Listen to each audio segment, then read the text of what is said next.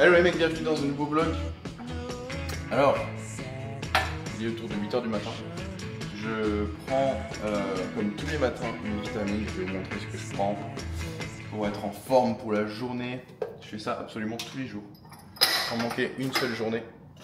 Alors, je le fais depuis des années, hein. C'est pas quelque chose de nouveau que j'ai mis en place il y a 2-3 semaines. Hop là, je prends un comprimé d'oméga 3, un comprimé de vitamines, et dans ce verre il y a aussi des vitamines. Voilà, exceptionnel, novateur, innovant. Non mais c'est fou à quel point les gens sous-estiment les basiques. Les vitamines et les oméga 3, c'est les trucs les plus importants pour être en bonne santé, en forme, avoir de la clarté d'esprit. Mais les gens vont chercher des trucs de fou, du style des nootropiques, de la whey protein pour avoir des muscles. Les compléments de base, c'est ceux qui marchent le mieux et c'est ceux sur quoi il faut se concentrer. Dans le business, c'est absolument pareil. Dans le sport, c'est pareil.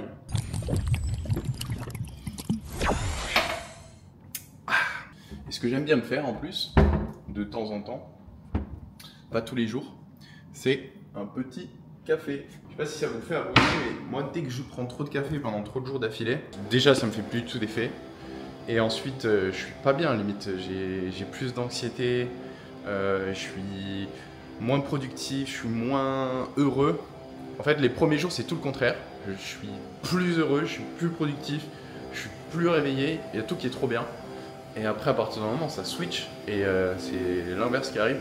Donc, ce que je fais pour éviter ça, c'est que, en général, je prends du café le lundi, parfois le mardi.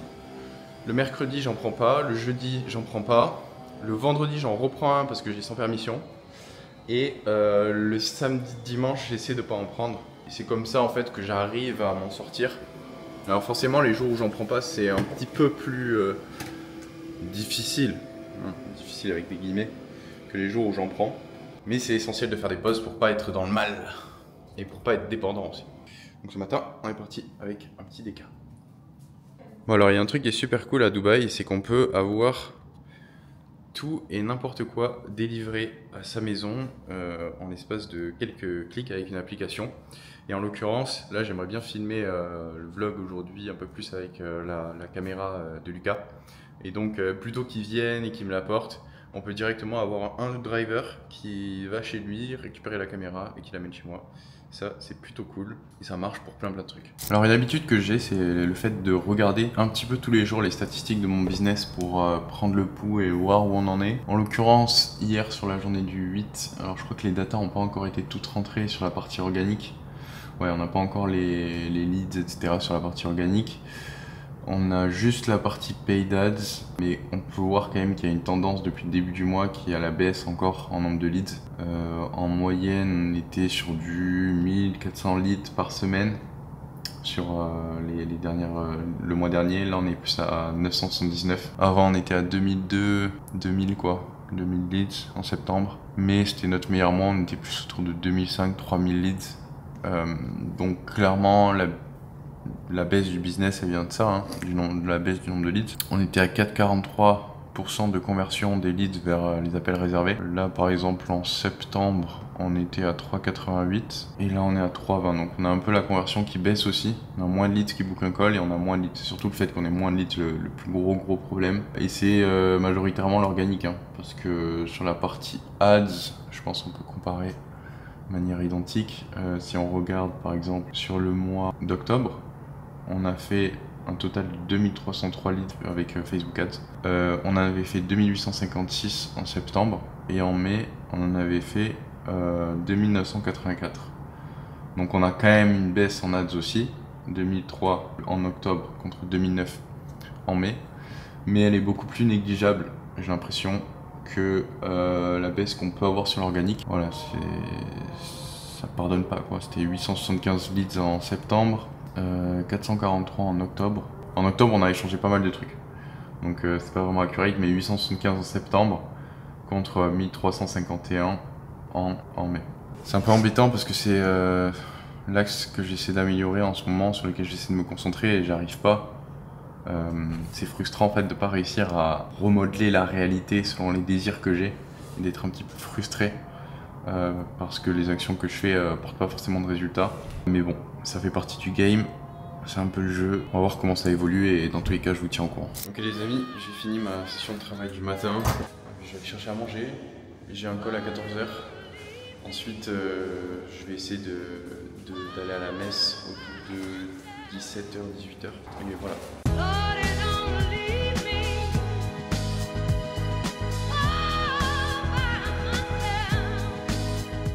Bon les amis, je viens de recevoir un message de Kevin qui s'occupe des membres de mon programme. On organise un événement fin décembre avec les membres, une partie des membres du programme qui ont obtenu de bons résultats au sein de l'accompagnement pour qu'on puisse se rencontrer et qu'il y ait une bonne ambiance. Donc je crois qu'il y aura environ une centaine de personnes au total.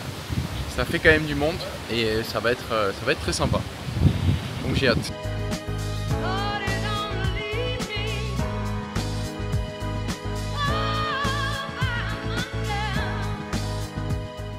Bon les amis, je viens juste de finir un call du coup. Il y a pas mal de changements en ce moment dans ma boîte. On est en train de restructurer beaucoup de choses. On est en train de réfléchir aussi à potentiellement changer un peu le staff qui travaille. Donc voilà, ça fait des gros chantiers. C'est pas forcément évident, mais je pense que ça fait partie du jeu. Et c'est important qu'on rétablisse des bonnes fondations. Parce que la maison que j'ai bâtie, elle a été construite rapidement, elle est vite montée. Mais là, pour le coup, elle est en train de un peu s'écrouler parce qu'on n'a pas mis des fondations suffisamment solides. Donc voilà, on va reprendre un petit peu tout depuis la base, on va l'améliorer. Et puis comme ça, on pourra construire sur le long terme avec plus de sérénité. C'est toujours un challenge, mais ça fait partie du jeu et c'est ça qui est bon aussi. C'est pour ça qu'on entreprend.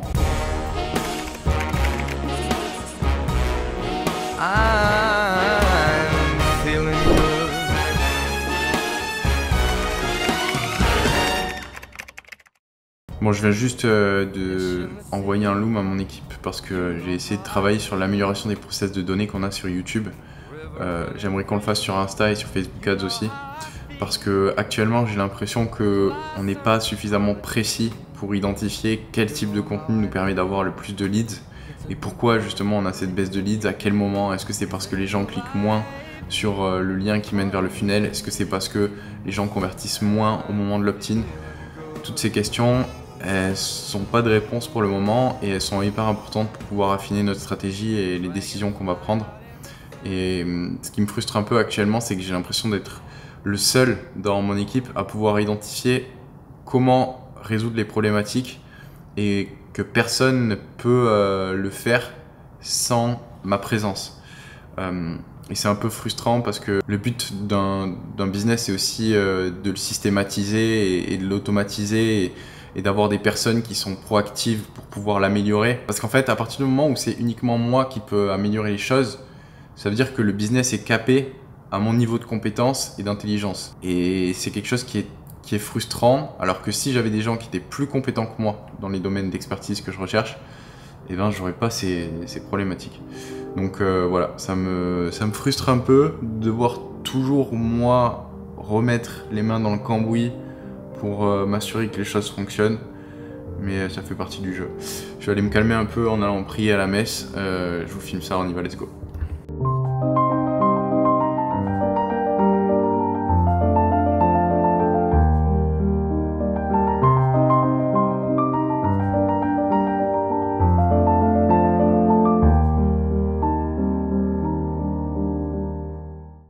Il est 20h, je viens juste de rentrer de la messe et je vais sûrement me mettre sur l'ordinateur encore quelques minutes.